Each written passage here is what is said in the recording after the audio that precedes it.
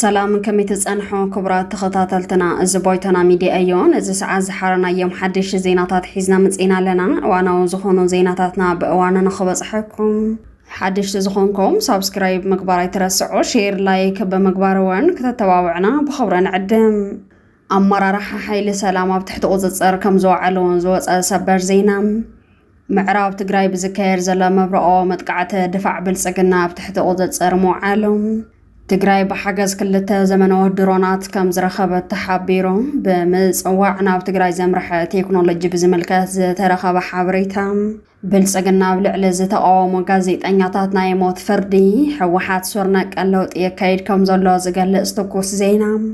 ወሳና አመራርሓ ደቡብ ትግራይ ኣብ መቐለ ድሮን ብልጽግና ከም ዝተጠለፈት ተሓቢሮን ክቡራትና ናይ ዚኦምን ናይ ካልኦትን ብርክት ዝበሉ ምዕባለታትን ክነካፍለኩም ኢና ክትከታተሉና ብኽብሪ ንዕድመኩም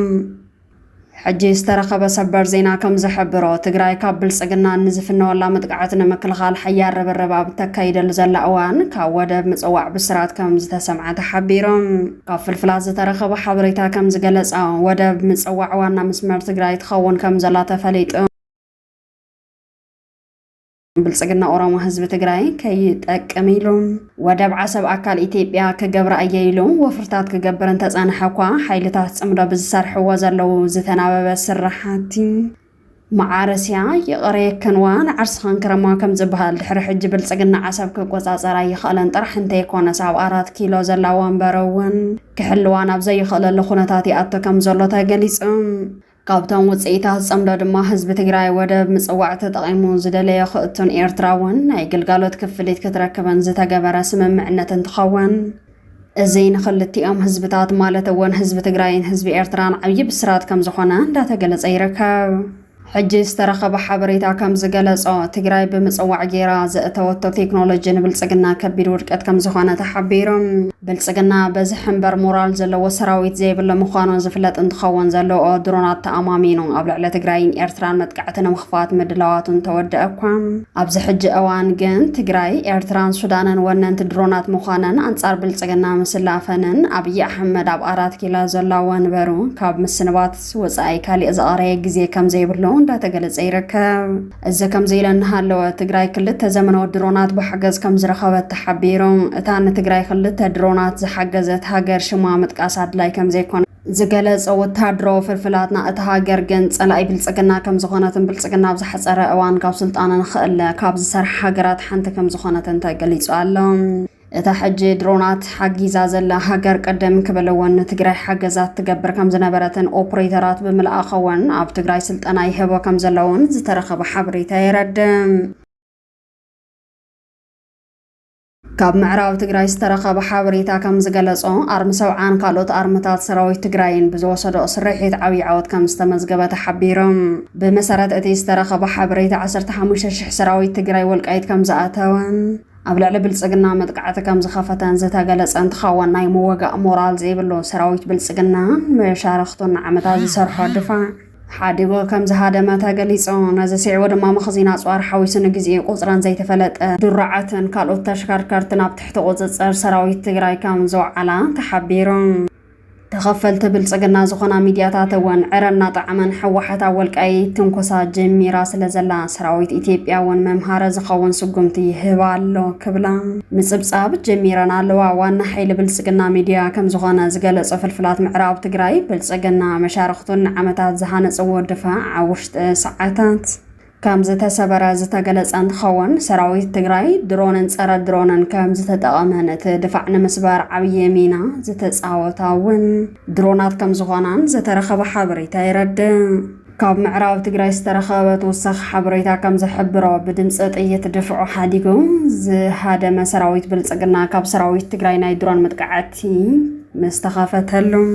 ዝሕዞ ዝጭብጦ ጠፊእዎ እግሩ ናብ ዘምርሖ ከም ዝተበታተነ ተገሊጹ ስለዚ ድማ ኣርሚ ሰብዓ ብፍላይ ብውልቀ ሰብ ዝንቀሳቐሳ ናይ ስለላ ናይ ኦፕሬሽንን ድሮናት ዝወነነ ስለ ዝኾነ ዓበይቲ ዓወታት የመዝግብ ከም ዘሎ እንዳተገለጸ ይርከብ ሱዳን እውን እንተኾነት ብዘለዋ ዘመናዎት ናይ ኢራን ድሮናት ንሰራዊት ትግራይ ንምሕጋዝ ድልውቲ ከም ዝኾነት ዝተረኸበ ሓበሬታ ይረድም እዚ ከም ዘይለናሃለወ ሕወሓት ሱርነቅ ቀለውጢ ትገብር ከም ዘላ ተሓቢሩ ሕወሓት ኣብዚ ሕጂ እዋን ኣባላት ካቢነ ጊዜያዊ ምምሕዳር ዝነበሩ ሰባት እውን ሒዙ ከም ዘሎ ዝፍለጥ እንትኸውን ዋና ናይ ስልጣን ለውጢ ዝተገበረሉ ዘሎ ዓላማ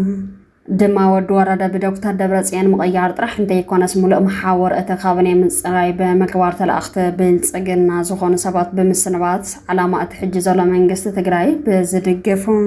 ሰባት እናተተክኦ ከም ዝኾኑ ዝተረኸበ ሓበሬታ የረድእ።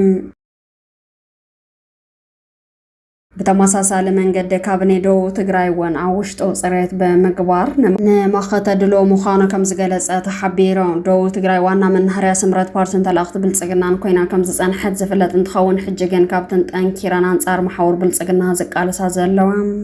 በዓሉ ሰላም ሓይሊ ትግራይ እናበለ ዝፅዋዕ ሓይሊ ደቡብ ትግራይ ሒዙ ትግራይ ንምብትታን ክጥቀመላ ትልሚ ኣውፅኡ ይሰርሕ እኳ እንተጸንሐ ሕጂ ግን ኩሉ ትልምታት ይፈሽል ከም ዘሎ ተገሊጹ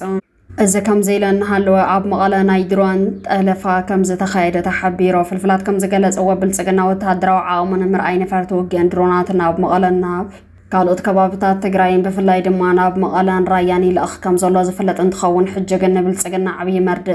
زخانة زينا كم زتسمع تحبيرو أتيسترق بحبريتا كم زجلس كابتا ناب تجراي تلاقي خنزنا برحان تدرون بالسجنة كم زتت ألفات ويد ما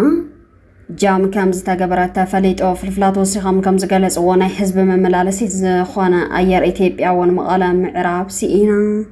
ناب أديس آواز زتملست بزتزارك حناي درون مقصاصر مسارح مخنيات كم زخانة تحبيرو اللون سلازد ما بالسجن حنتي كابتن زمنو درونات كم زسانا كوتا درو في الفلات ناسترخا وحبريتا يرد إذا كم زيلنا هالوا مرة راح حيل سلام مخانز النجارة نتعمص سراويت النبلسجنا دقاف زخانة تصفي نقص كم زتأثرتها جليس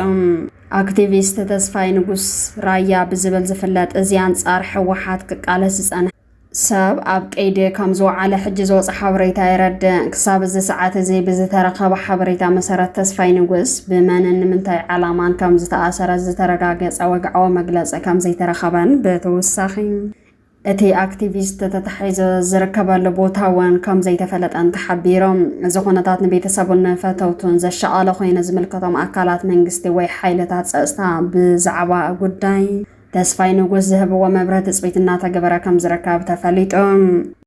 بمنجست إثيوبيا زتأثر غازيت إنياتا زركبا وان بوليتيكينياتا ديانا بوموت خلص زقبر كيدي خختالو منجستي نبيت فردي سعنتا يقبر كم زلو طرعان كم زقربو تحبيرهم مبزحات تولرتا محرا زخانو دكتور واندسنا صفا مسكرة مابرا قوبزي سيساي داويت باقاشاون جنة أسماماون بزبل سمز صوعن 16 تخصصت سوا سلطان بالسجنا بجلسي بسرعة فتح إيدام بمقطعون موت فردي يدالون له بمبالنا بيت فردي حدش طرعان قريبا متابعيلهم تخصصتي أبز قرابة وطرعان عقب حق بزي مرتعون قبل علينا خصيم سقرابة ناي مكل خال مسلنا مسحاتنا بيت فردي كيك قربكم تأثير ببلازما تخلاخلو تباهلنا إزي عب تاريخ فتح إثيوبيا ترأي زي فلت بين إيوم بوليتيكينياتات دما كم زعينة فردي قبل علينا خنوسن صاد يقبرنا لو كبلو كم زموقتو زترخب حبريتا يرد أمباركس كبرات تخطاتلتنا زيناتات زعلت زيامي مسلونيرم أو قداي تجراي إيرتران إثيوبيان كم أول هلوي معبالتات قرن أفريقيا بزملكت تقص معبالتات نخبص حكم حدش زخونكم سبسكرايب مقبارة ترسعو شير لايك بمقبارة ون كتتبابعنا بخبرنا عدم حدش زينا انطلق نوتيفيكيشن نخبص حكم ون اتانا يدول ملكت كليك مقبارة ترسعو سلام